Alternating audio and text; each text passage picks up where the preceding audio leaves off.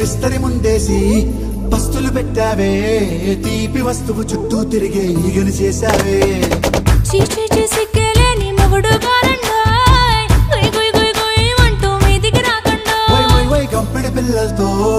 ఇంటిని నింపావే సాపాదిండు సంసారాన్ని మేడెక్కించావే ఇరుగు పొరుగు ముందు సరసాలు తండా